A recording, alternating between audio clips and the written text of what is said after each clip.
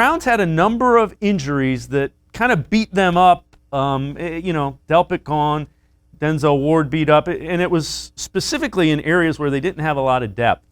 How impressive was what the Browns did last year, given that they had some of those guys who missed entire seasons? Yeah, it was very impressive. It was very impressive because not only did you have guys missing big chunks of the season, as you mentioned, Denzel Ward missed some, but you had guys missing games because of COVID-19 too.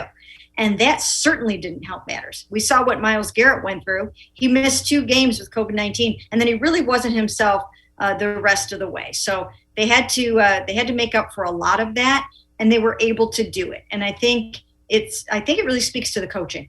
These guys were able to get the next man ready to play like you would not believe. I think it was one of the most impressive things of 2020 is that, especially even defensively, it just seemed like they just kept having to roll guys in there, and they were getting the job done, whether it was MJ Stewart or Carl Joseph or whoever it was that would have to step in, they would be able to do it. And I think that was tremendous.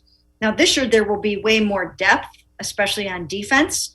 And so I think they'll be in a better position. But, you just can't say enough about the job they did in that regard. Well, and keep in mind, it was even with Kevin Stefanski. He missed the playoff game because of COVID. So Mike Prefer, next coach up as well. Yeah, it was pretty bizarre. It really was when you think about poor Kevin Stefanski having to watch that game in his basement. Still so hard to believe.